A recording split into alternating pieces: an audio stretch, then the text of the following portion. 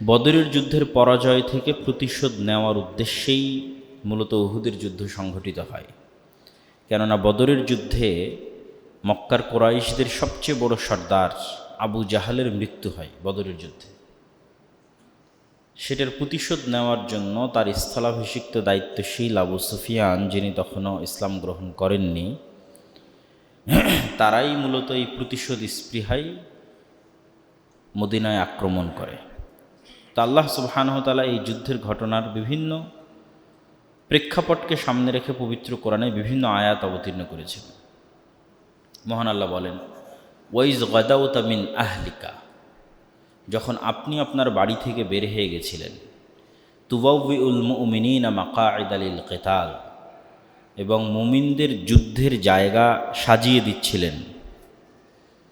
তো স্মরণ করুন সেই সময়ের কথা, যখন বদরের যুদ্ধের প্রতিশোধ নিতে কোরাইশরা মদিনায় এসে পৌঁছেছিল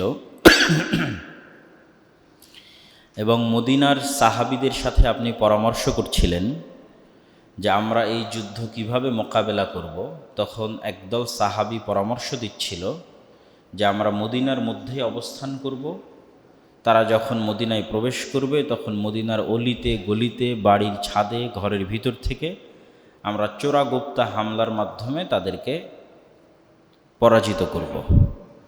এই পরামর্শদাতাদের মধ্যে একজন ছিল আবদুল্লাহ বিন উবাই, নিজেও মুনাফিকদের সর্দার। আর একদল তরুণ ও যুবক সাহাবী যারা বদরের যুদ্ধে অংশগ্রহণ করতে পারেনি, তাদের জোশ এবং আবেগ অনেক বেশি ছিল। তারা চাচ্ছিল এই যুদ্ধটা মদিনার বাইরে হোক এবং আমরা তাদেরকে আরও ভালোভাবে মোকাবেলা করি। তো আপনি যখন তাদের এই দ্বিতীয় সিদ্ধান্তে একমত পোষণ করেন, নবী মুহাম্মদ সাল্লাল্লাহু আলাইহি ওয়াসাল্লাম উহুদের যুদ্ধ কিভাবে মোকাবেলা করবেন তা নিয়ে সাহাবীদের সাথে পরামর্শ করছেন। এটা একটা শিক্ষার জিনিস। উনি চাইলেই বলে দিতে পারতেন যে আমরা এটা করব না। সাহাবীদের মতামত নিয়ে উনি একটা ফাইনাল করলেন, ঠিক আছে আমরা বাইরেই যুদ্ধ করব, মদিনার বাইরে বের হব। এই সিদ্ধান্ত যখন আপনি ফাইনাল করলেন, তুবাউউল মুমিনিনা মাকাঈদা লিল কিতাল, তখন মুমিনদের সাথে আপনিও ঘর থেকে বের হয়েছেন। গাদাউতা মিন আহলিক, যুদ্ধের উদ্দেশ্যে আপনিও ঘর থেকে বের হয়েছেন, মুমিনেরাও বের হয়েছে। আর উহুদ পাহাড়ের পাশে কে কোথায় দাঁড়াবে, কে কিভাবে যুদ্ধে অংশগ্রহণ করবে, তার দিক নির্দেশনা আপনি দিচ্ছিলেন। এবং এই দিক নির্দেশনাগুলোর মধ্যে অন্যতম একটি দিক নির্দেশনা ছিল যে উহুদ পাহাড়ের পাশে আর একটা ছোট্ট পাহাড় আছে, জাবালে রুমাত। এই জাবালে রুমাত নামক পাহাড়ে আপনি 40 জন তীরন্দাজকে তীরসহ তাকে সেখানে পাহারা দেওয়ার আদেশ দিলেন এবং এই মর্মে আদেশ দিলেন যে মুসলমানেরা জয়লাভ করলেও তারা এই জায়গা ছাড়তে পারবে না। এইভাবে তিনি তার সেনাবাহিনী বন্টন করছিলেন। আর উহুদ পাহাড়কে পিছনে রাখলেন এই জন্য যে বাই চান্স যুদ্ধে যদি পরাজয় আসে তাহলে পাহাড়ে উঠে আশ্রয় নেবেন, তখন নিচে থেকে শত্রু উপরের দিকে উঠতে চাইলে তীর দিয়ে আঘাত করলে শত্রুর জন্য উপরে ওঠা কঠিন হবে। তাহলে পিছনে পাহাড় থাকলে আশ্রয় নেওয়া সহজ হবে। আর রুমাত পাহাড়ে তীরন্দাজ রাখা হলো এই জন্য যে মক্কার যেই দিক থেকে কাফেররা আসতেছে ওই দিকে যদি আমরা যুদ্ধে জয়লাভ করে এগিয়ে যেতে থাকি তাহলে পিছনের এই এরিয়া যে খালি হবে, উহুদ পাহাড় অতিক্রম করে তো কেউ আসতে পারবে না। কিন্তু এই ছোট্ট পাহাড় এবং উহুদ পাহাড় আর ছোট পাহাড়ের মাঝের যে উপত্যকা আছে, এটি দিয়ে পিছন থেকেও কেউ চলে আসতে পারে। সেটাও যেন সম্ভব না হয়, এই জন্য সেখানে আপনি 40 জন তীরন্দাজকে থাকার নির্দেশ দিলেন। ওয়াল্লাহু সামিউন আলিম, আর আল্লাহ এগুলো সব শুনেছেন এবং সব জানেন। পরামর্শ সভায় কে কি বলেছিল, কার অন্তরে কি ছিল, সবই আল্লাহ শুনেছেন এবং জানেন। এবং এই আয়াতের আরেকটা গুরুত্বপূর্ণ শিক্ষা হচ্ছে তাওয়াক্কুল মানে আল্লাহর উপর ভরসা, মানে ঘরে বসে থাকা নয়। রাসূলুল্লাহ সাল্লাল্লাহু আলাইহি ওয়াসাল্লাম উহুদ যুদ্ধের মোকাবেলা করছেন পূর্ণ প্রস্তুতির সাথে। সর্বোচ্চ পর্যায়ের প্রস্তুতি যদি নেওয়া সম্ভব হয় তিনি নিচ্ছেন। তারপরের আয়াতে আল্লাহ বলেন, ইয হাম্মাত তাইফাতানি মিনকুম আন তাফশালা ওয়াল্লাহু ওয়ালিয়্যুহুমা ওয়া আলাল্লাহি ফালিয়াতাওয়াক্কালিল মুমিনুন। তো যখন তোমরা রওনা দিলে মদিনা থেকে উহুদের দিকে এবং আবদুল্লাহ বিন উবাইয়ের সাথে ৩০০ জন মুনাফিক তোমাদের দলত্যাগ করে মদিনায় ফিরে গেল যুদ্ধ করবে না মর্মে, রাসূল সাল্লাল্লাহু আলাইহি ওয়াসাল্লাম রওনা দিয়েছিলেন ১,০০০ যোদ্ধা সহ, কিন্তু পথিমধ্যে আবদুল্লাহ বিন উবাই সহ ৩০০ জন ফিরে গেল, তাহলে বাকি থাকলো ৭০০ জন। এই ৩০০ জনের ফিরে যেতে দেখে মুমিনদের দুইটা গোত্র বানু সালামা আর বানু হারেসা, আল্লাহ কোরআনে বলছেন ইদ হাম্মাত তায়ফাতানি মিনকুম, মুনাফিকদের ৩০০ জনের ফিরে যেতে দেখে তোমাদের মুমিনদের দুইটা গোত্র আংতাফশালা, তাদের অন্তর দুর্বল হয়ে গেছে। এরা এখন চিন্তা করতেছে আমরা কি সত্যি যুদ্ধ করব না আমরাও মুনাফিকদের সাথে পিছু টান দেব, আমরা কি মুহাম্মদ সাল্লাল্লাহু আলাইহি ওয়াসাল্লামের সাথে থাকবো না আবদুল্লাহ বিন উবাইয়ের সাথে থাকবো। তো তাদের অন্তরের এই দুর্বলতার কথা আল্লাহ কোরআনে অবতীর্ণ করে বলছেন। তারা কিন্তু এই দুর্বলতা বাহিরে প্রকাশ করেনি, তাদের ভিতরে তখন চলতেছিল যে যেহেতু আবদুল্লাহ বিন উবাই পালিয়ে গেল ৩০০ জন সহ, তো এখন যুদ্ধ যদি পরাজয় হয় মুহাম্মদ সাল্লাল্লাহু আলাইহি ওয়াসাল্লামের সাথে থেকে তা থাকবো না আবদুল্লাহ বিন উবাইয়ের সাথে যাব। তখন আল্লাহ বলছেন আল্লাহু ওয়ালিয়ুহুমা, আল্লাহ তাদের ওয়ালি হিসেবে মুমিনদের অভিভাবক হিসেবে তাদের অন্তরকে স্থির করে দিলেন যেন তারা মুহাম্মদ সাল্লাল্লাহু আলাইহি ওয়াসাল্লামের সাথেই থাকে। ওয়া আলাল্লাহি ফালিয়াতাওয়াক্কালিল মুমিনুন, আর মুমিনদের উচিত আল্লাহকেই ওলি হিসেবে গ্রহণ করে, অভিভাবক হিসেবে গ্রহণ করে তার উপরেই ভরসা করা।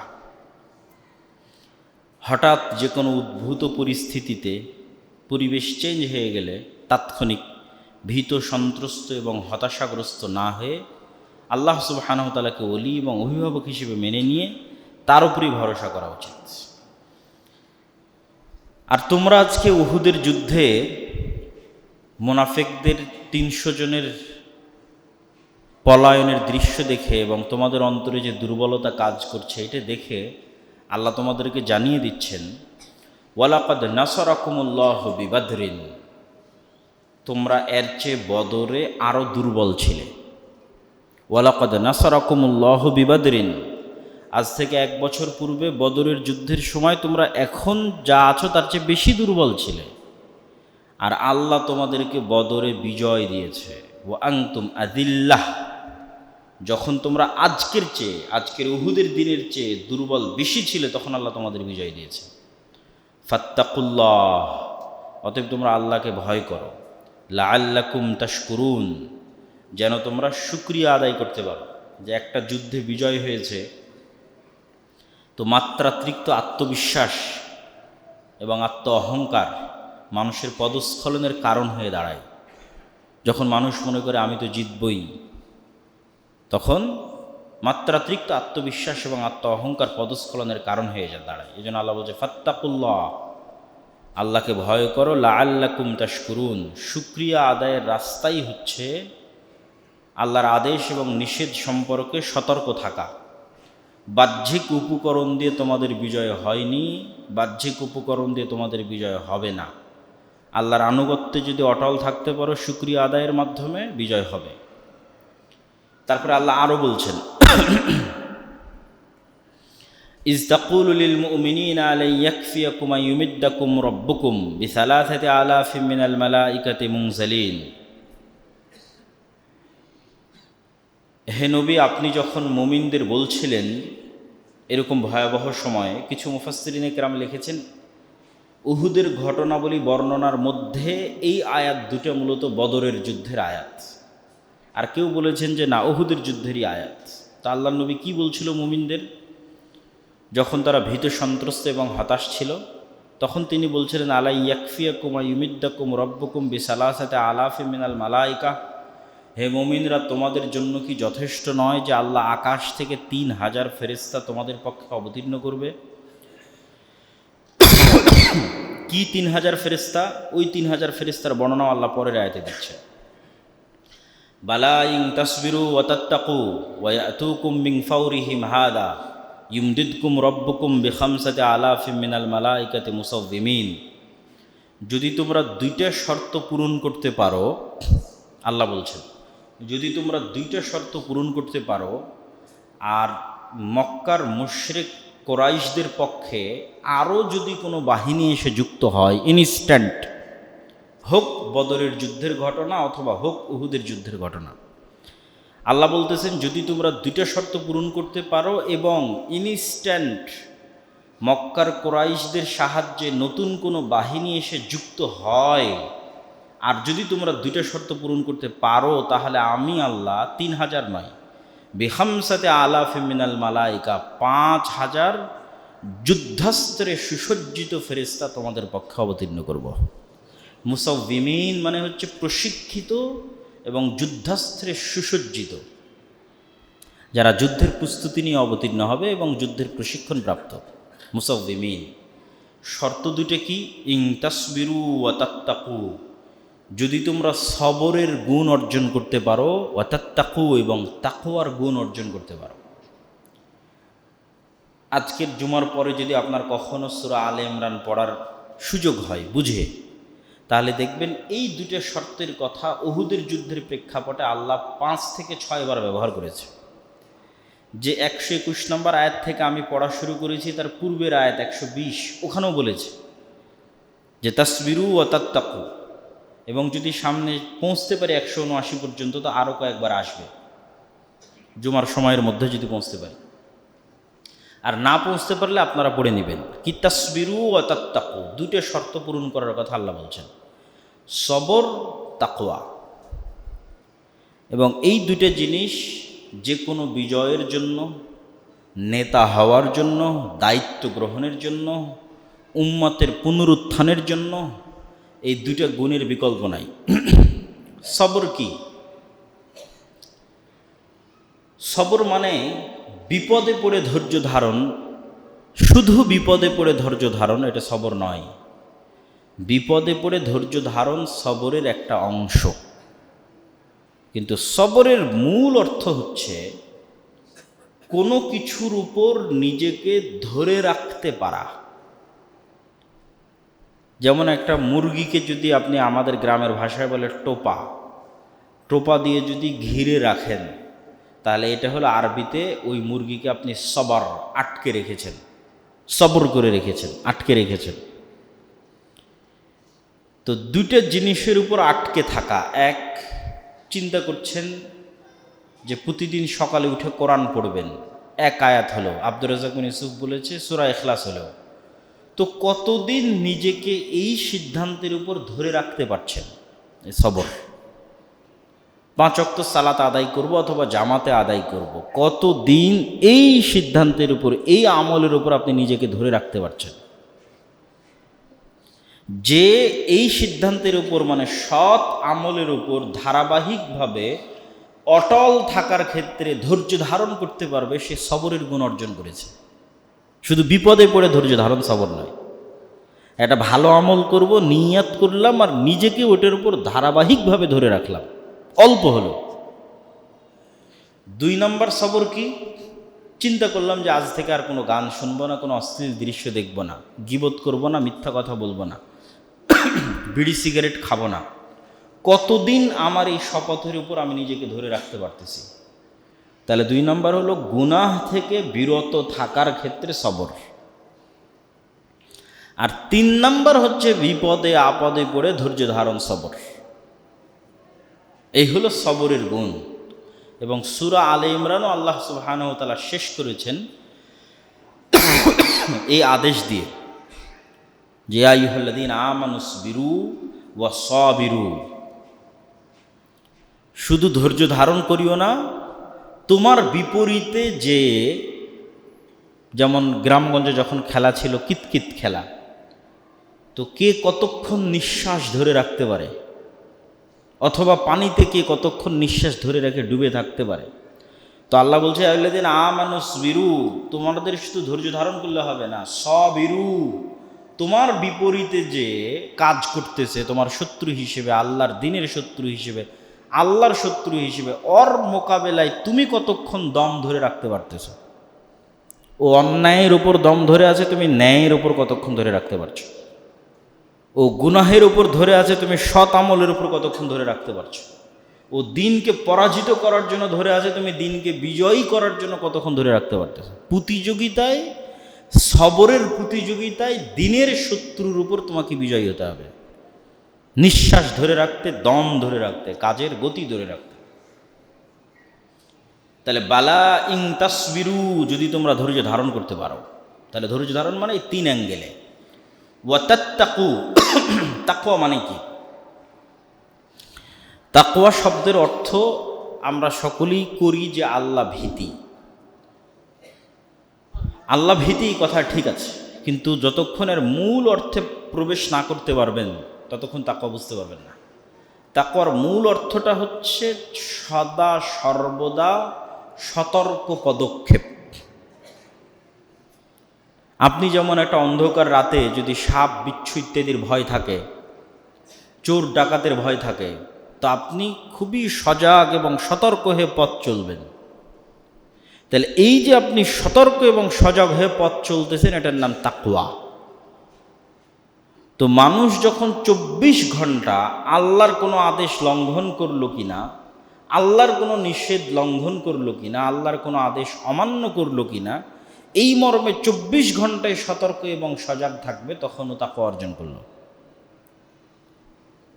তাহলে বালা ইং তাসবিরু ওয়া তাত্তাকু। যেমন উহুদের যুদ্ধের ঘটনা থেকেই দেখি, মুনাফিকদের পলায়ন দেখে কার অন্তরে কি তৈরি হলো, সতর্ক আছে কিনা। মুনাফিকরা যে 300 জন পালিয়ে গেল, এখন বাকি 700 জনের কি সতর্ক পদক্ষেপ, এটাই তাকওয়া। রাসূল সাল্লাল্লাহু আলাইহি ওয়াসাল্লাম যখন পরামর্শ করতেছিল যে কোথায় যুদ্ধ হবে, ভিতরে না বাইরে, তখন কে কোন নিয়তে উত্তর দিল? রিয়া, লোক দেখানো, ইখলাস, কে সতর্ক আছে?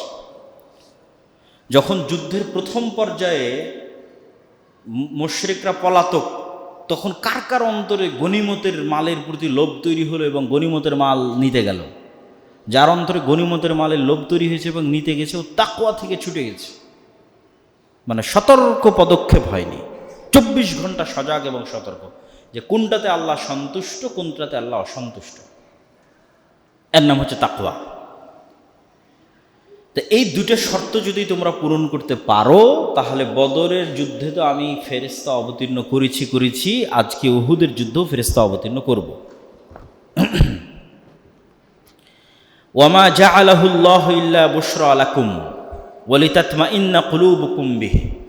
তবে ফেরেশতা অবতীর্ণের যেই সুসংবাদ আমি তোমাদেরকে দিচ্ছি, এটার মধ্যে আবার তোমাদের অন্তরে এই ভুল ধারণা তৈরি না হয় যে ফেরেশতা আসলেই মনে হয় যুদ্ধে বিজয় হবে।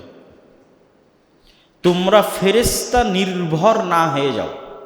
আমি যে এতক্ষণ ফেরেশতার সুসংবাদ দিলাম যে বদরে ফেরেশতা নামিয়েছিলাম, প্রয়োজন হলে উহুদেও নামাবো, তো এখন তো তোমাদের মনে এই ধারণা চলে আসতে পারে তাহলে ফেরেশতা নামলেই মনে হয় যুদ্ধে বিজয় হবে, না নামলে মনে হয় যুদ্ধে বিজয় হবে না।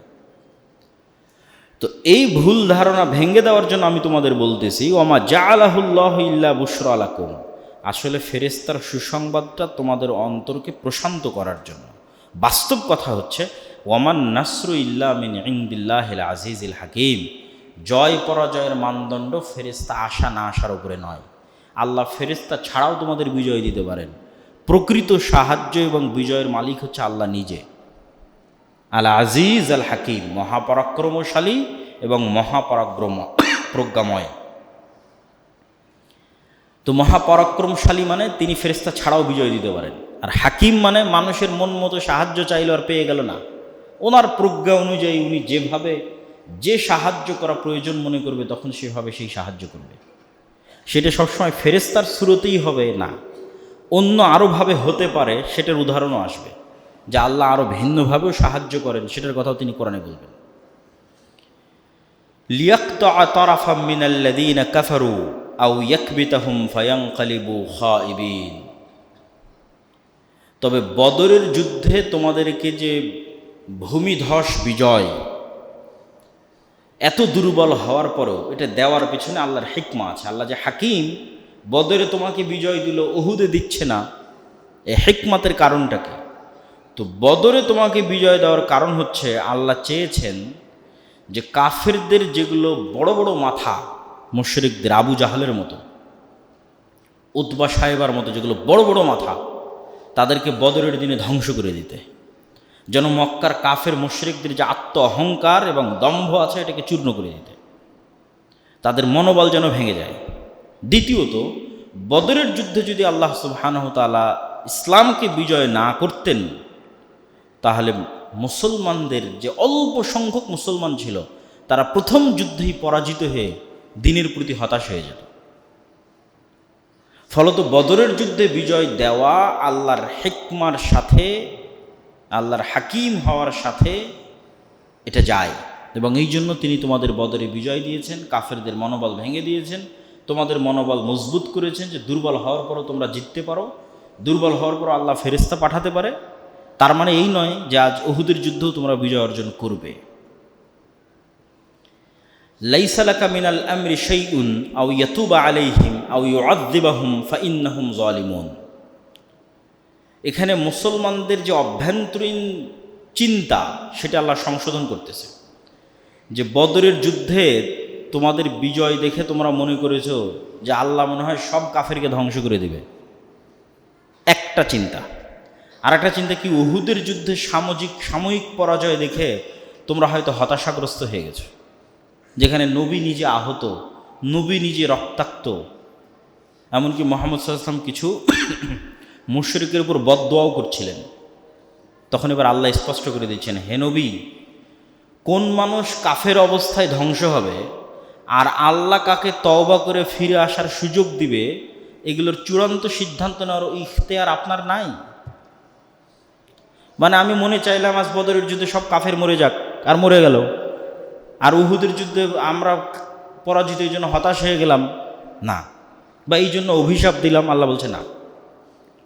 কে কাফের অবস্থায় ধ্বংস হবে আর কাকে আল্লাহ তওবা করে ইসলাম গ্রহণের সুযোগ দিবে, এই ইখতিয়ার আপনার হাতে নাই।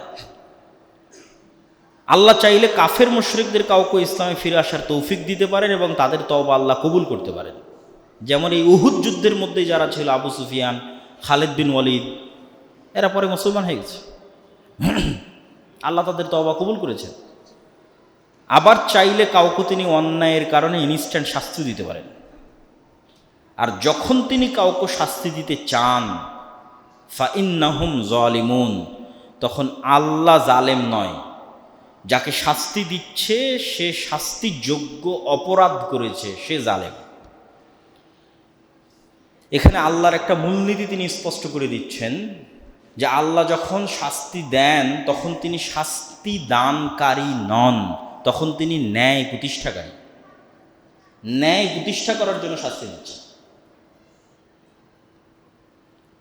আর আল্লাহ সুবহানাহু ওয়া তাআলা যখন কাউকে জান্নাতে দিচ্ছেন, তখন ওই ব্যক্তি তার আমলের কারণে জান্নাতে যাচ্ছে না, আল্লাহর ক্ষমা এবং আল্লাহর দয়ার কারণে জান্নাতে যাচ্ছে। আর যখন কেউ জাহান্নামে যাচ্ছে অথবা দুনিয়াতে আল্লাহর গজবের শিকার হচ্ছে, তখন এটা আল্লাহর ন্যায়, ও শাস্তিযোগ্য অপরাধ করেছে। পৃথিবীতে ন্যায় প্রতিষ্ঠা করতে, মানুষের মধ্যে ন্যায় প্রতিষ্ঠা করতে শাস্তি দেওয়াই লাগবে।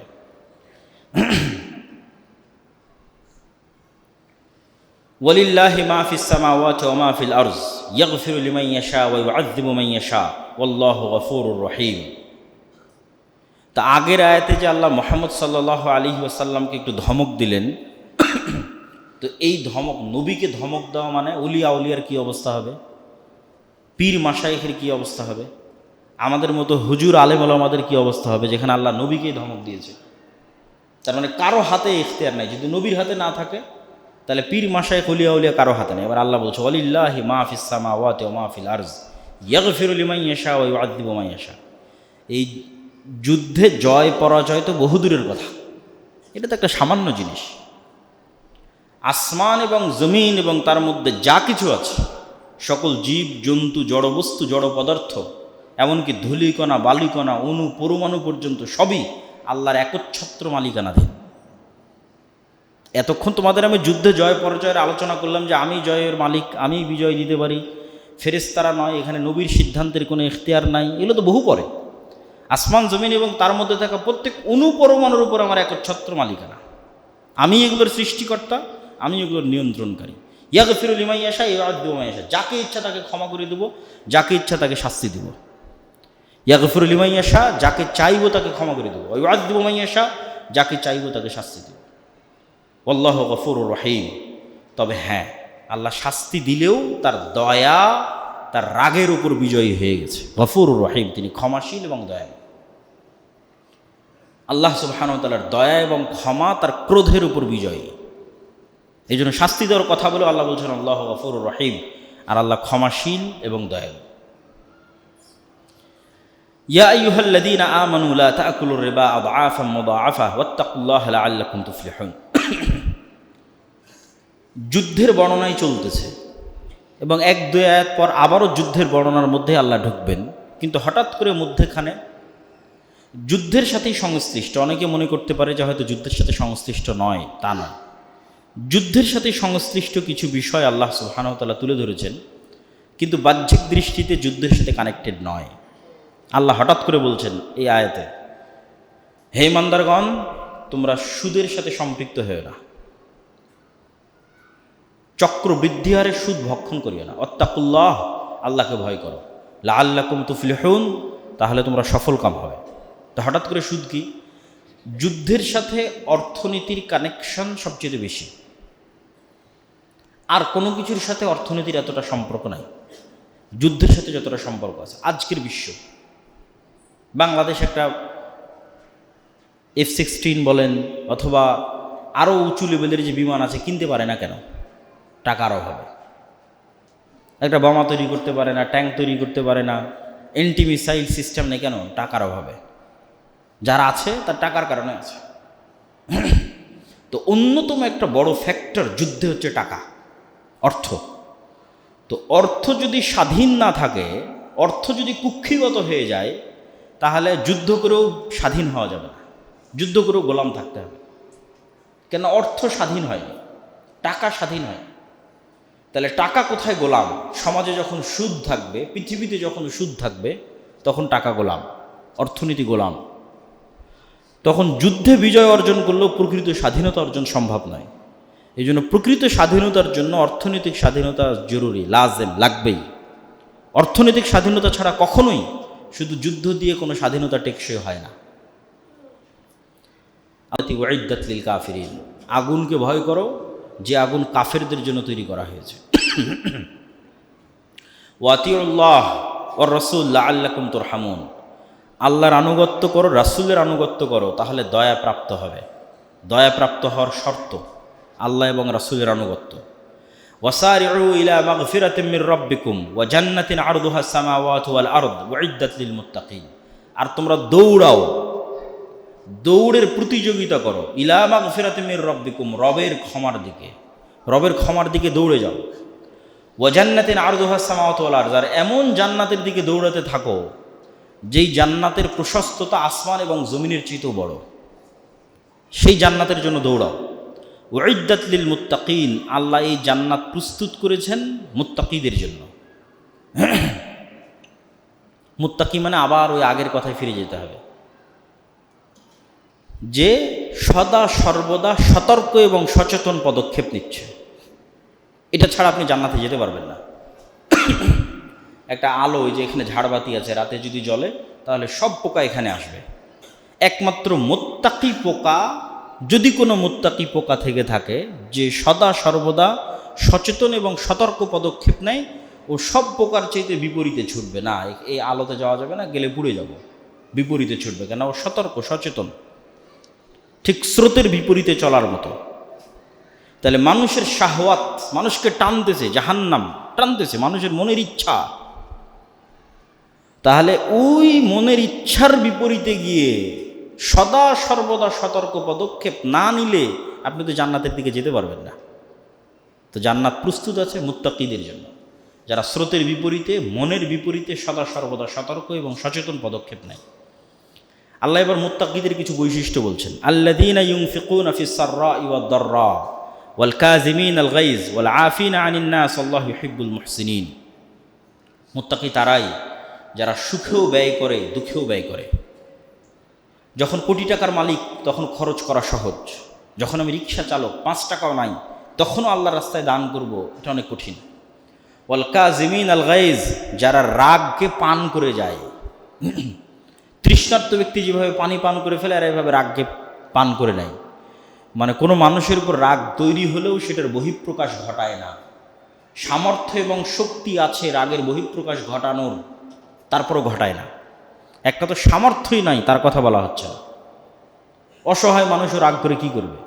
কিন্তু যে রাগ করে কিছু করতে পারবে তারপরেও করে না, ওয়াল কাজিমিন আল গাইজ, রাগকে নিজের মধ্যেই রাখে। ওয়াল আফিনা আনিন নাস, একদল আছে রাগ তাৎক্ষণিক প্রকাশ করলো না, কিন্তু ঠান্ডা মাথায় ব্রেনে ওকে মারবে, সময় সাপেক্ষে এমনভাবে প্যাচে ফেলবে, প্রতিশোধ নেবে খুব ঠান্ডা ব্রেনে। আল্লাহ পরের ধাপে এই জন্য বলতেছেন, রাগকে দমন করলা কিন্তু ধীরে সুস্থে প্রতিশোধ নিলে না। ওয়াল আফিনা আনিন নাস, ক্ষমা করে দিবে। কাজিমিন আল গাইজ, রাগ বহিঃপ্রকাশ ঘটাবে না। ওয়াল আফিনা আনিন নাস, ক্ষমা করে দিবে। এর চাইতে উঁচু স্তর কোনটা, ওটার কথা এবার সব শেষে বলছে। ওয়াল্লাহু ইউহিব্বুল মুহসিনিন, এটা তো গেল স্বাভাবিক মুত্তাকি এবং মুমিনদের কাজ। স্বাভাবিক মুত্তাকি এবং মুমিনদের কাজ হচ্ছে রাগের বহিঃপ্রকাশ ঘটাবে না, মানুষকে ক্ষমা করে দেবে। এদের চাইতে উঁচু স্তর মুহসিন, ইহসান, তারা কারা? রাগ তো চেপে যাবে, ক্ষমা তো করে দিবে, পাল্টা তার সাথে ভালো ব্যবহার করবে, এ হলো মুহসিন। আল্লাহু ইউহিব্বুল মুহসিনিন। আর এই সর্বোচ্চ স্তরে যে পৌঁছে গেছে এদেরকে আল্লাহ ভালোবাসে। এরা হচ্ছে তাকওয়া এবং ইহসানের সর্বোচ্চ স্তরে পৌঁছে যাওয়া ব্যক্তি। ওয়াল্লাযীনা ইযা ফাআলু ফাহিশাতান আও যালামু আনফুসাহুম, তার মানে কি মুত্তাকি এবং মুহসিনিনরা নিষ্পাপ, কোনো গুনাহই করবে না?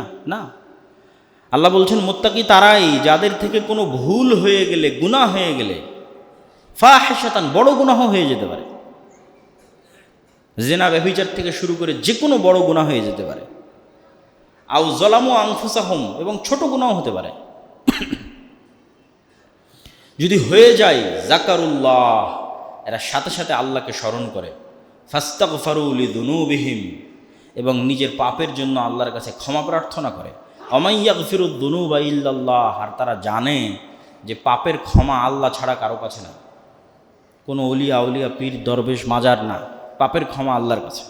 ওয়ালাম ইউসিররু আলা মা ফাআলু, আর যদি গুনাহ ছোটও হয় তবুও মুত্তাকি ওরা যে এই ছোট গুনাহ বারবার করে না, লাম ইউসিররু আলা মা ফাআলু, ওই গুনাহের উপর অটল থাকে না।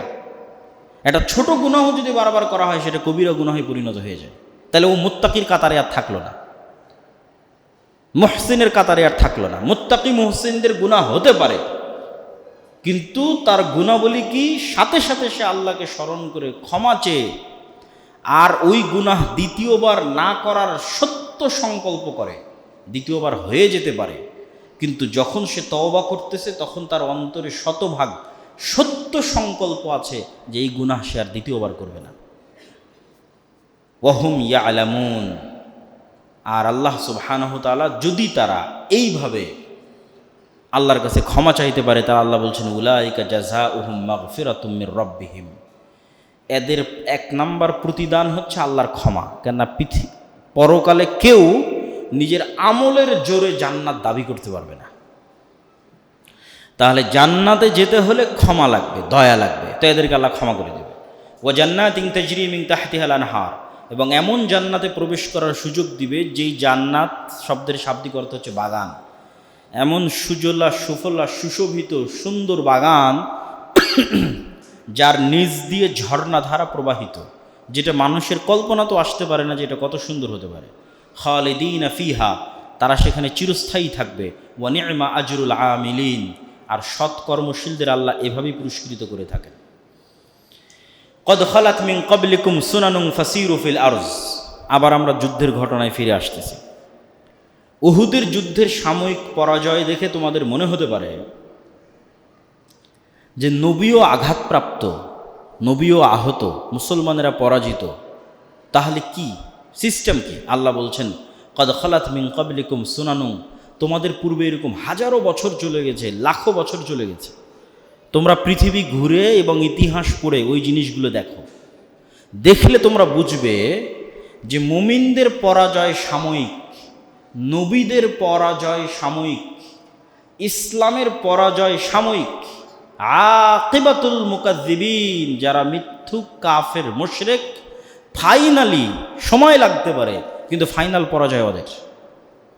অতএব উহুদের যুদ্ধে তোমরা পরাজয় হয়েছে, এটা সাময়িক। ফাইনাল পরাজয় কাদের হবে? যারা আজকে উহুদের যুদ্ধে জয়লাভ করে গেছে, ফাইনালি এদের পরাজিত হতেই হবে, একদিন আগে অথবা একদিন পরে। ওয়ালা তাহিনু ওয়ালা তাহজানু ওয়া আনতুমুল আ'লাউনা ইন কুনতুম মুমিনিন। আহত নবী, শহীদদের বিকৃত শরীর, কেন হামজা রাদিয়াল্লাহু তাআলা আনহুর শরীরকে বিকৃত করা হয়েছে। সাময়িক বিপর্যয়, মুনাফিকদের পলায়ন এবং মুনাফিকদের টিজ মারা কথা, তারা ভয়ঙ্করভাবে এই পরাজয়ের পর সাহাবীদের আক্রমণ করে কথা বলতো। বলেছিলাম না আমাদের কথা শুনতে যে মদিনার মধ্যে থাকো, বলেছিলাম না আমাদের সাথে পালিয়ে আসো। এই যে আমাদের সিদ্ধান্ত ঠিক ছিল, আমাদের কথা না শোনার জন্যই পরাজয় হয়েছে। বলছে ওয়ালা তাহিনু ওয়ালা তাহজানু, এই ধরনের চতুর্মুখী চাপে ওয়ালা তাহিনু ওয়ালা তাহজানু, তোমরা ভেঙে পড়িও না। দিনের দাওয়াত, আল্লাহর রাস্তায় জিহাদের বিষয় তোমাদের প্রতিজ্ঞা যেন দুর্বল না হয়। এবং যারা যুদ্ধে নিহত হয়েছে এবং আহত হয়েছে তাদের নিয়ে যেন তোমরা হতাশায় না ডুবে থাকো। ও আনতুমুল আ'লাউনা, কেননা যারা মারা গেছে এরা আল্লাহর কাছে জান্নাতে জীবিত, আর তোমরা যারা দুনিয়াতে এখন পরাজিত এবং আহত অবস্থায় আছো তোমরা বিজয়ী হবা। ইন কুনতুম মুমিনিন, যদি তোমাদের মধ্যে ঈমান থাকে, যদি তোমাদের মধ্যে তাকওয়া থাকে, যদি তোমাদের মধ্যে সবর থাকে। ইয়ামসাসকুম করহুন ফাকাদ মাসাল কওমা করহুম মিসলাহ। আজকে উহুদের যুদ্ধে তোমাদের 70-এর অধিক সাহাবী মারা গেছে, অনেক তোমরা আহত, তোমাদের নবী আহত, মুনাফিকরা কথা শোনাচ্ছে। তা আজকে তোমরা যেই কষ্টের মধ্যে দিয়ে যাচ্ছ, ফাকাদ মাসাল কওমা করহুম মিসলাহ, এর চাইতে বেশি কষ্ট অথবা হুবহু এরকমই কষ্ট আল্লাহ কাফেরদের দিয়েছেন বদরে। ওদেরও 70 জন মারা গেছিল বদরে, বরং ওদের কষ্ট আল্লাহ বেশি দিয়েছিলেন। কেন? উহুদের যুদ্ধে তোমাদের 70 জন মারা গেছে কিন্তু একজনও বন্দী নয়, আর বদরের যুদ্ধে তোমরা ওদের 70 জনকে হত্যা করেছো, পাশাপাশি আরো 70 জনকে বন্দী করেছো। তোমাদের যে 70 জন মারা গেছে এরা জান্নাতে জীবিত, আর ওদের যে 70 জন মারা গেছে ওরা জাহান্নামের আগুনে জ্বলতেছে। তোমরা যারা আজকে আহত অবস্থায় আছো তোমরা একদিন বিজয়ী হবাই, আর ওরা যারা আজকে সাময়িক বিজয় নিয়ে ফিরে যাচ্ছে এরা একদিন পরাজিত হবেই। তাহলে আজকে তোমরা যে কষ্ট পাচ্ছ কাছাকাছি এইরকমই অথবা এর চেয়ে বেশি কষ্ট আল্লাহ মক্কার কাফের মুশরিকদের বদরে দিয়েছেন। ওয়া তিলকাল আইয়ামু নুদাবিলুহা বাইনান নাস, আর আমি দিনকে মানুষের মধ্যে এভাবেই ঘুরাই। যেমন গত 17 বছর এবং এখনকার ইতিহাস যদি বাংলাদেশের দেখেন তাহলে এই আয়াতটাকে আপনি মিলাতে পারবেন যে ওয়া তিলকাল আইয়ামু নুদাবিলুহা বাইনান নাস, আমি আল্লাহ সময়ের মালিক, রাজত্বের মালিক, এইভাবেই সময়কে পরিবর্তন করতে থাকি। এক সময়ের ফাঁসির কাষ্ঠের আসামি এখন মন্ত্রী, আবার এক সময়ের মন্ত্রী এখন ফাঁসির কাষ্ঠের আসামি। অতিলকাল আইয়ামু নুদাবিলুহা বাইনান নাস। তো কালকে বদরে তোমরা অল্প ছিলে, ফেরেশতা দিয়ে বিজয় দান করেছি, আজকে উহুদে তোমরা অনেক, তারপরেও তোমাদের নবী আহত, তোমাদের 70 জন নিহত। তিলকাল আইয়ামু নুদাবিলুহা বাইনান নাস, এভাবে মানুষের মধ্যে সময়কে আমি ঘুরাই। ওয়ালিয়া'লাম আল্লাহুল্লাযীনা আমানু ওয়া ইয়াত্তাখিযা মিনকুম শুহাদা, আল্লাহ যাচাই করতে চান কে তোমাদের মধ্যে প্রকৃত মুমিন। খালি যদি বিজয়ের পর বিজয় আসে তাহলে এই মুনাফিকদের চেহারা তো বের হতো না, এটা পরিষ্কার হতো না যে কে ইমানের উপর অটল আছে, এটা তো আল্লাহ জানতে চায়। শুধু ইমান আনলাম আশহাদু আল্লা ইলাহা ইল্লাল্লাহ ওয়া আশহাদু আন্না মুহাম্মাদার রাসূলুল্লাহ, কাজ শেষ, জান্নাতে চলে যাব, এটা হয় না। এই ইমানের আনয়নের পর এই কথার উপর পরীক্ষা দিতে হবে যে তুমি এই কথার উপর কতটা সত্যবাদী, যে আশহাদু আল্লা ইলাহা ইল্লাল্লাহ ওয়া আশহাদু আন্না মুহাম্মাদার রাসূলুল্লাহ, এটার উপর কতটা সত্যবাদী এর পরীক্ষা দিতে হবে। কত জুলুম, কত অত্যাচার, কত নির্যাতন সহ্য করেও তুমি এটার উপর অটল থাকতে পারো, সবর অটল থাকতে পারো, তাত্তাকু পরহেজগার থাকতে পারো, এটা পরীক্ষা দিতে হবে। ওয়া ইয়াত্তাখিযা মিনকুম শুহাদা, আর তোমরা মনে করছো যে মরে গেলাম এটা মনে হয় কষ্ট, জি না। ওয়া ইয়াত্তাখিযা মিনকুম শুহাদা, আল্লাহ তো তোমাদের মধ্যে থেকে শহীদ নিতে চায়, কেন শহীদ হচ্ছে সর্বোচ্চ মর্যাদা। তোমাদের দৃষ্টিতে এটা মৃত্যু, বাস্তবে তো এটা জান্নাতে যাওয়ার ওসিলা। মানুষের দৃষ্টিতে এটা কি মৃত্যু, আর আল্লাহ সুবহানাহু ওয়া তাআলার মূলনীতিতে ওই ব্যক্তি যে শহীদ হলো ওর জান্নাতে যাওয়ার ওসিলা। ও মরেনি, ও জান্নাতে চলে গেছে। আপনি এখন কোন দৃষ্টিতে দেখবেন সেটা আপনার বিষয়। আপনি দেখতে পারেন যে আমি মারা গেছি, অথবা আপনি দেখতে পারেন আমি জান্নাতে চলে গেছি। দেখবেন কোন দৃষ্টিতে? আল্লাহ বলছে ওয়াত্তাখিযা মিনকুম শুহাদা। আল্লাহ তো তোমাদের মধ্যে থেকে শহীদ দিতে চায়। ওয়াল্লাহু লা ইউহিব্বুদ যালিমিন। আর আল্লাহ সুবহানাহু ওয়া তাআলা যারা অত্যাচারী জালেম তাদেরকে ভালোবাসেন না এবং এদেরকে বিজয় দিবেন না। ওয়ালিয়ুমাহহিসাল্লাহু আল্লাযীনা আমানু ওয়া ইয়ামহাকাল কাফিরিন। আম হাসিবতুম আন তাদখুলুল জান্নাহ, ওই আগের কথাকে আল্লাহ আরো শক্ত করে বলতেছে। আম হাসিবতুম আন তাদখুলুল জান্নাহ, তোমরা কি মনে করে নিয়েছো জান্নাত মামার বাড়ি, নানির বাড়ি, হাতের মোয়া, পড়লাম কালেমা চলে গেলাম জান্নাত? না। ওয়ালাম্মা ইয়ালামিল্লাহু আল্লাযীনা জাহাদু মিনকুম, আল্লাহ সুবহানাহু ওয়া তাআলা দেখতে চায় যে ইসলাম দিন সাময়িক আবেগের নাম নয়, দীর্ঘস্থায়ী ইস্তেকামাত এবং দীর্ঘস্থায়ী সবর ছাড়া প্রকৃত মুমিন হওয়া যায় না। তোমরা কি জান্নাতে যাওয়াকে এতই সহজ মনে করলে? কালেমা পড়বা, মুসলমান হবে, জান্নাতে চলে যাবা? না, আল্লাহ সুবহানাহু ওয়া তাআলা পরীক্ষা করে দেখতে চায় যে কে আল্লাহর রাস্তায় কেমন ত্যাগ আর কুরবানি দিতে পারে, আর কে আল্লাহর রাস্তায় ত্যাগ এবং কুরবানি দিতে ব্যর্থ। ওয়া ইয়ালামাস সাবিরিন, আর কে ধৈর্য ধরতে পারে আল্লাহর রাস্তায় বিপদ আপদ, দুঃখ কষ্ট, জুলুম অত্যাচার সব কিছুর মোকাবেলায় কে ধৈর্য ধরতে পারে, আল্লাহ এটা দেখতে চান। ওয়ালাকাদ কুনতুম তামান্নাউনাল মাউতা মিন ক্বাবলি আন তালকাউহু ফাকাদ রাআইতুমুহু ওয়া আনতুম তানজুরুন। উহুদের যুদ্ধের শুরুতে একদল সাহাবী খুব আবেগী ছিল, যারা বদরে অংশগ্রহণ করতে পারেনি, যে আমরা এবার যদি উহুদের যুদ্ধে পায়ে একদম তুলাধনা করে দেব। তখন আল্লাহ তাদেরকে একটু শিক্ষা দিয়ে বলতেছেন, ওয়ালাকাদ কুনতুম তামান্নাউনাল মাউতা, তোমরা তো মৃত্যু চাচ্ছিলে, যে হ্যাঁ আমরা মদিনার বাইরে গিয়ে মোকাবেলা করব, যুদ্ধ করব,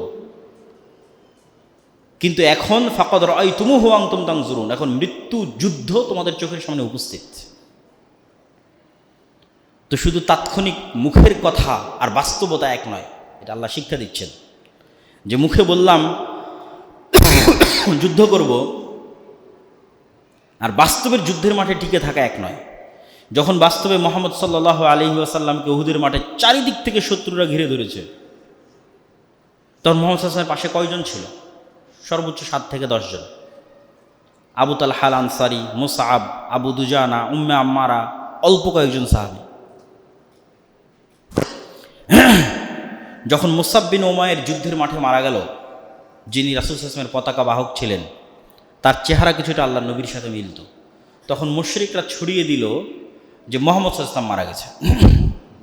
যখন মুহাম্মদ সাল্লাল্লাহু আলাইহি ওয়াসাল্লাম মারা গেছে, এই মৃত্যু সংবাদ ছড়িয়ে পড়ল, তখন যাদের ঈমান দুর্বল তারা আরও দুর্বল হয়ে গেল, যে নবী যদি মারা যায় তাহলে যুদ্ধ করে কি হবে?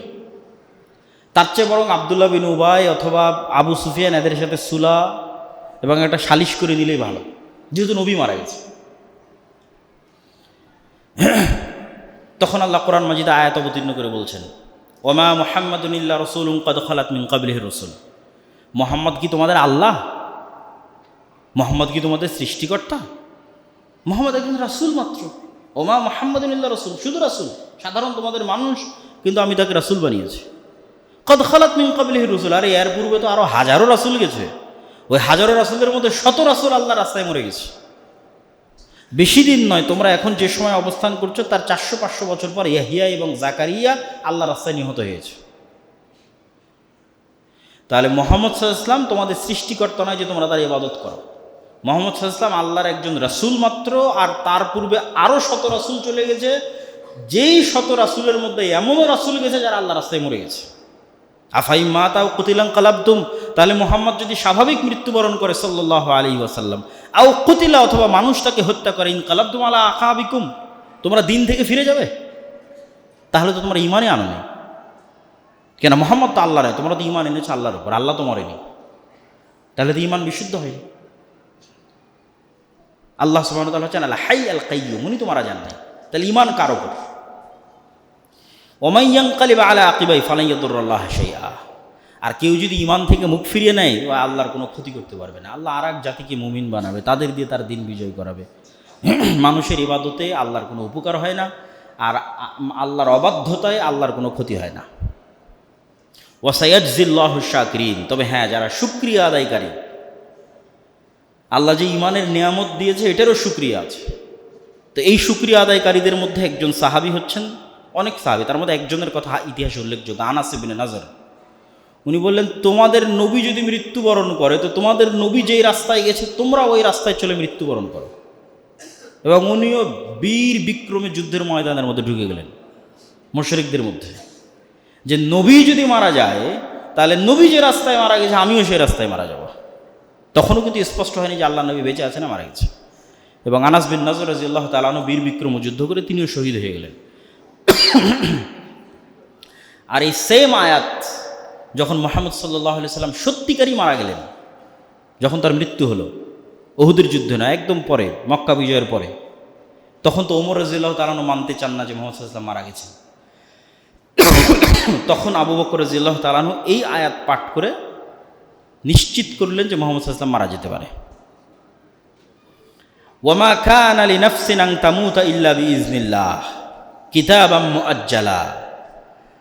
তোমরা উহুদের যুদ্ধে অংশ নাও আর উহুদের যুদ্ধে থেকে পালিয়ে মদিনার মধ্যে লুকিয়ে থাকো, মৃত্যু আল্লাহর নির্ধারিত কিতাবে আছে। কারো বাপের ক্ষমতা নাই যে স্বেচ্ছায় মৃত্যুবরণ করে আর স্বেচ্ছায় বেঁচে থাকে, বরং আল্লাহর কিতাবে নির্ধারিত। ওয়াকাআইয়িম মিন নাবিয়্যিন কাতালা মাআহু রিব্বিয়ুনা কাসীর। আর আজকে তোমরা প্রথম মুহাম্মদ সাল্লাল্লাহু আলাইহি সাল্লামের সাথে যুদ্ধ করতেছো না, ইতিপূর্বে আর কত নবীর সাথে এরকম কত রব্বানি লোক যুদ্ধ করেছে আল্লাহর রাস্তায়, তার হিসাব নাই। ওয়াকাআইয়িম মিন নাবিয়্যিন, আর কত নবী ইতিপূর্বে, কাতালা মাআহু রিব্বিয়ুনা, যাদের সাথে যুদ্ধ করেছে আল্লাহওয়ালা মানুষেরা, রব্বানি মানুষেরা, আল্লাহওয়ালা মানুষেরা। ফামা ওয়াহানু লিমা আসাবাহুম ফি সাবিলিল্লাহ, আল্লাহর রাস্তায় যুদ্ধ করতে গিয়ে তাদের যা বিপদ আপদ দুঃখ কষ্টের মুখোমুখি হতে হয়েছে, মা ওয়াহানু, তারা দুর্বল হয়নি। ওয়ামা দাউফু, মানসিকভাবে ভেঙে পড়েনি। ওয়ামাস্তাকানু, আত্মমর্যাদা আত্মসম্মান বিসর্জন দেয়নি। আল্লাহু ইউহিব্বুস সাবিরিন, আর আল্লাহ এইরকম ধৈর্যশীলদের পছন্দ করেন। মনে করিও না যে আজকে উহুদের যুদ্ধে তোমরা প্রথম এরকম পরিবেশ পরিস্থিতির মুখোমুখি হয়েছ। ওয়ামা কানা কাউলুহুম ইল্লা আন ক্বালু, যারা তোমাদের পূর্বে যুদ্ধ করেছে আল্লাহর রাস্তায়, তারা কি বলতো জানো? তারা বলতো, রব্বানা গফির লানা যুনুবানা, হে আমাদের প্রতিপালক আমাদের পাপকে ক্ষমা করে দিন। ওয়া ইসরাফানা ফি আমরিনা, সিদ্ধান্তে যদি কোনো ভুল হয় সেটা মাফ করে দিন। ওয়া সাব্বিত আকদামানা, আমাদের পাকে যুদ্ধের মাঠে মজবুত রাখুন। ওয়ানসুরনা আলাল কওমিল কাফিরিন, আর আমাদেরকে কাফের সম্প্রদায়ের উপর বিজয় দান করুন। ইয়া আইয়ুহাল্লাযীনা আমানু ইন তুতিউল্লাযীনা কাফারু ইয়ারুদ্দুকুম আলা আকাবিকুম ফাতানকালিবু খাসিরিন। আজকে যারা তোমাদেরকে পরামর্শ দিচ্ছে মুহাম্মদ সাল্লাল্লাহু আলাইহি ওয়াসাল্লামের মৃত্যুর গুজবে অথবা উহুদের যুদ্ধের পরাজয়ে, যে তোমরা আব্দুল্লাহ বিন উবাইয়ের সাথে সালিশ করে নাও, আবু সুফিয়ানের সাথে সালিশ করে নাও, তাহলে জেনে রাখো, ইন তুতিউল্লাযীনা কাফারু, যদি তোমরা এই সমস্ত কাফের এবং মুশরিকদের কথা শোনো, ইয়ারুদ্দুকুম আলা আকাবিকুম ফাতানকালিবু খাসিরিন, তাহলে এটা তোমাদের জন্য আত্মবিধ্বংসী সিদ্ধান্ত হবে এবং তোমরা ক্ষতিগ্রস্তদের অন্তর্ভুক্ত হয়ে যাবে। বালিল্লাহু মাওলাকুম, আল্লাহ তোমাদের অভিভাবক। ওয়া হুয়া খায়রুন নাসিরিন, আর আল্লাহ সবচেয়ে শ্রেষ্ঠ সাহায্যকারী। আল্লাহর কাছে আশ্রয় প্রার্থনা করো, আল্লাহর কাছে ফিরে যাও, আল্লাহর কাছে সাহায্য প্রার্থনা করো। সানুলকি ফি কুলুবিল্লাযীনা কাফারুর রু'বা বিমা আশরাকু বিল্লাহি মা লাম ইউনাজ্জিল বিহি সুলতানা ওয়া মাওয়াহুমুন নার ওয়া বি'সা মাসওয়াদ যালিমিন। আর আমি আল্লাহ উহুদের যুদ্ধে তোমাদেরকে একটা সহযোগিতা করেছি, সেটা হচ্ছে উহুদের যুদ্ধে তো মুসলমানেরা পরাজিত, মুহাম্মদ সাল্লাল্লাহু আলাইহি ওয়াসাল্লামকে নিয়ে সাহাবীরা পাহাড়ে আশ্রয় নিয়েছে। এখন তো চাইলেই আবু সুফিয়ান এবং তার বাহিনী মদিনাকে তছনছ করে দিতে পারে, বাকি বেঁচে থাকা সাহাবীদেরকে হত্যা করে দিতে পারে। তা না করে আবু সুফিয়ান এবং তার সৈন্যবাহিনী নিয়ে তারা মক্কায় ফেরত যেতে লাগলো। মক্কায় ফেরত যাওয়ার পথে 7, 8, 9, 10, 15, 20 কিলোমিটার যাওয়ার পর তাদের মাথায় কাজ করেছে, আরে আজকে তো আমরা যুদ্ধে বিজয়ী, তো ফেরত যাচ্ছি কেন? আজকেই তো সুযোগ মদিনাকে মাটির সাথে মিশিয়ে দেওয়ার, যতজন বেঁচে আছে সবকে হত্যা করার। তখন ওরা আবার ইনস্ট্যান্ট সিদ্ধান্ত নিল যে না, চলো ফিরে যাই। তখন একজন সংবাদ বাহক এসে মুহাম্মদ সাল্লাল্লাহু আলাইহি ওয়াসাল্লাম এবং তার সাহাবীদের সংবাদ দিল যে আবু সুফিয়ান এবং তার সৈন্যবাহিনী পুনরায় প্রস্তুত হচ্ছে পুনরায় মদিনা আক্রমণ করার জন্য। তখন রাসূলুল্লাহ সাল্লাল্লাহু আলাইহি ওয়াসাল্লামের সাথে যারা ছিল সবাই আহত, নিহত যারা তারা তো গেছে, বাকি যারা আছে কারো মাথা ফাটা, কারো হাত ভাঙ্গা, কারো পা ভাঙ্গা, কারো রক্ত বের হচ্ছে, ঠিক আছে, রাসূল সাল্লাল্লাহু আলাইহি ওয়াসাল্লামের নিজের দাঁত ভাঙ্গা। তখন আল্লাহ নবী বলছে এখন কারা যুদ্ধের জন্য প্রস্তুত হবে, এখন এই আহত অবস্থায়। তো রাসূল সাল্লাল্লাহু আলাইহি ওয়াসাল্লামের সাথে থাকা সব সাহাবীরা যুদ্ধের জন্য প্রস্তুত এবং তারা বলল হাসবুনাল্লাহ ওয়া নি'মাল ওয়াকিল, নি'মাল মাওলা ওয়া নি'মান নাসির। এই সংবাদ যখন আবার আবু সুফিয়ানদের কাছে পৌঁছলো, তখন ওটার কথা আল্লাহ করে সানুলকি ফি কুলুবিল্লাযিনা কাফারুর রু'বা। উহুদের যুদ্ধে আল্লাহর সহযোগিতা ফেরেশতা নয়, কেন ফেরেশতা আসার যে শর্ত দেওয়া হয়েছিল ওটাতে তোমরা উত্তীর্ণ হতে পারবে। ফেরেশতা দেওয়ার শর্ত দেওয়া হয়েছিল তাসবিরু ওয়া তাত্তাকু, ধৈর্য ধরতে হবে, তাকওয়া থাকতে হবে। আল্লাহর নবী যেখানে তোমাদের 40 জন তীরন্দাজ থাকতে বলেছিল সেখানে তোমরা থাকোনি। যখন মুসলমানদের বিজয় হয়ে গেছে তখন তোমরা গনিমতের মালের জন্য ওই জায়গা ছেড়ে দিয়ে গনিমতের মাল সংগ্রহ করতে গেছো। তখন খালিদ বিন ওয়ালিদ পিছন দিক থেকে এসে আক্রমণ করেছে, এই কারণে তো নিশ্চিত জয় পরাজয়ে পরিণত হয়েছে। তবে উহুদের যুদ্ধে আল্লাহর সাহায্য কি ছিল?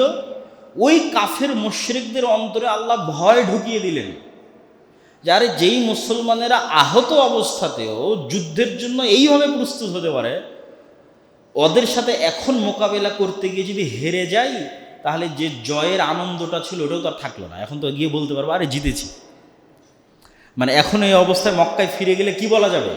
জিতেছি। কিন্তু এখন আবার পাল্টা মোকাবেলা করতে গিয়ে যদি হেরে যাই তাহলে এই জয়টাও আর থাকলো না।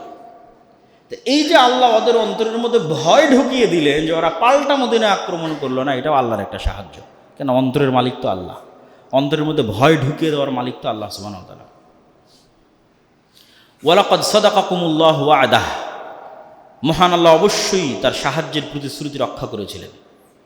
যুদ্ধের প্রথম পর্যায়ে আল্লাহর সাহায্যেই এবং তার অনুমতিতেই শত্রুদের তোমরা পরাস্ত এবং হত্যা করেছিলে। কুরাইশ বাহিনী পিছু হটছিল এবং বিজয় তোমাদের চোখের সামনে স্পষ্ট হয়ে উঠছিল। কিন্তু পরিস্থিতি বদলে গেল কখন?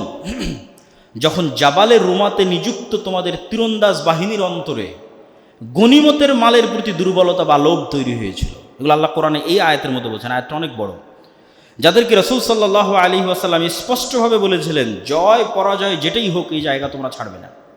এই স্পষ্ট নির্দেশ নিয়েও তোমরা পরস্পর তর্ক বিতর্কে লিপ্ত হলে।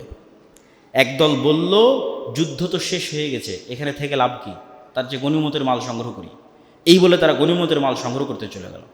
আর আব্দুল্লাহ বিন জুবাইর যে নেতা, সে বারবার বলতে থাকলো না এখান থেকে যেও না, আল্লাহর নবীর আদেশ। তার সাথে মাত্র 10-12 জন থাকলো, যারা ওখানেই দায়িত্বরত অবস্থায় খালিদ বিন ওয়ালিদের আক্রমণে নিহত হলো। এভাবেই তোমরা আল্লাহর ওয়াদাকৃত এবং তোমাদের কাঙ্ক্ষিত যে বিজয় দেখার পরেও রাসূলের আদেশ অমান্য করলে এবং নিজেদের পরাজয় নিজেরাই ডেকে আনলে। মূলত তোমাদের মধ্যে কেউ কেউ দুনিয়া চেয়েছিল, অর্থাৎ গনিমতের তাৎক্ষণিক দুনিয়াবি লোভ তোমাদের সিদ্ধান্তকে প্রভাবিত করেছিল। আবার কেউ কেউ শুধু আখেরাত চেয়েছিল, তাই তারা রাসূলের নির্দেশ রক্ষায় ওই স্থানে অটল থেকে নিজেদের জীবন পর্যন্ত দিয়ে দিল। আর এভাবেই মহান আল্লাহ মুশরিকদের উপর অর্জিত সাক্ষাৎ বিজয় থেকে তোমাদের ফিরিয়ে দিলেন। অর্থাৎ আল্লাহর সাহায্য বন্ধ হয়ে গেল এবং তিনি তোমাদেরকে পরাজিত হতে দিলেন, বাধা দিলেন না। তোমরা পরাজিত হচ্ছিলে, আল্লাহ এসে আবার বাঁচালেন না। আর পরাজয় মানেই খারাপ নয়। প্রজ্ঞাময় মহান আল্লাহ সুবহানাহু ওয়া তাআলার প্রতিটি কাজের মধ্যে হিকমত রয়েছে। তিনি তোমাদেরকে পরীক্ষা করতে চান। আর তোমরা যারা এই যুদ্ধে ভুল করেছিলে, এই যুদ্ধের বিভিন্ন পরিস্থিতিতে যারা ভুল করেছ, আল্লাহ সুবহানাহু ওয়া তাআলা তাদের সকলকে ক্ষমা করে দিয়েছেন। আল্লাহু যু ফাযলিন আলাল মুমিনিন, আর আল্লাহ এভাবেই মুমিনদের উপর দয়া করে থাকেন। তো আমরা শুধুমাত্র 152 আয়াত পর্যন্ত পৌঁছতে পেরেছি। পরবর্তী কোনো জমায় যদি কোথাও সুযোগ হয় আমরা উহুদের যুদ্ধের এই ধারাবাহিক আলোচনা শেষ করব, আল্লাহ সুবহানাহু ওয়া তাআলা যেভাবে বর্ণনা করেছে। তো আমরা এই পুরো 121 থেকে 152 নম্বর আয়াত পর্যন্ত সূরা আলে ইমরানের, এর মধ্যে থেকে আমরা কি শিখলাম যদি সামারি সারমর্ম করি, যেহেতু আমাদের সময় শেষে এসেছে। তাহলে সামারি সারমর্ম হচ্ছে, নবী সাথে থাকার পরেও আল্লাহ সুবহানাহু ওয়া তাআলার সাথে জিবরাইলের মাধ্যমে নবীর সদা সর্বদা কথোপকথন হওয়ার পরেও মুসলমানেরা যুদ্ধে পরাজিত হচ্ছে, এবং এই পরাজয় থেকে অনেক কিছু শিখার আছে। যে উম্মতে মুহাম্মাদিকে আল্লাহ অতি অলৌকিক কিছু দিয়ে বিজয় দিবে না, অতি অলৌকিক কিছু। ফেরেশতাদের ওখানেও আল্লাহ বাধা দিলেন, মানে সংশোধন করে দিলেন, যে তোমরা মনে করিও না যে ফেরেশতা আসলেই জিতে যাব, আর ফেরেশতা না আসলে আমরা পরাজিত হব। জয় পরাজয়ের মালিক আল্লাহ। তাহলে অতি অলৌকিক কিছু ঘটে মুসলমানেরা জয়লাভ করবে তা নয়, বরং পৃথিবীর পরিবেশ এবং পরিস্থিতির সাথে খাপ খেয়ে নবীদের মতো চরম ত্যাগ স্বীকার করতে পারবে, আল্লাহর নবীর সাহাবীদের মতো চরম আত্মত্যাগ দিতে পারবে, তাসবিরু ওয়া তাত্তাকু, দিনের উপর অটল থাকতে পারবে, তাকওয়া অবলম্বন করতে পারবে, সর্বোচ্চ চেষ্টা করতে পারবে, তখন তোমাদের বিজয় তোমাদের হাতে ধরা দিবে। এবং অতীতে যে সমস্ত নবীরা চলে গেছে তাদেরও আল্লাহ সুবহানাহু ওয়া তাআলা বর্ণনা দিয়েছেন যে তাদের গুণাবলী কী ছিল, তারা আল্লাহর কাছে কিভাবে দোয়া করত। আর জান্নাত এত সহজ নয়, জান্নাতে যাওয়ার জন্য অনেক কাঠখড় এবং ত্যাগ এবং তিতিক্ষার পাশ করেই জান্নাতে যেতে হবে। আর মৃত্যু মানেই দুনিয়ার দৃষ্টিতে মৃত্যু, কিন্তু আল্লাহ সুবহানাহু ওয়া তাআলার দৃষ্টিতে জান্নাত। এরকম অসংখ্য কিছু এই আয়াতগুলোর মধ্যে ফুটে উঠেছে। আল্লাহ সুবহানাহু ওয়া তাআলা আমাদেরকে তার দ্বীনের উপর অটল থাকার, ধৈর্য ধারণ করার এবং সদা সর্বদা তাকওয়া অবলম্বন করে আমাদের জীবন পরিচালনা করার তৌফিক দান করুক। আল্লাহুম্মা আমিন।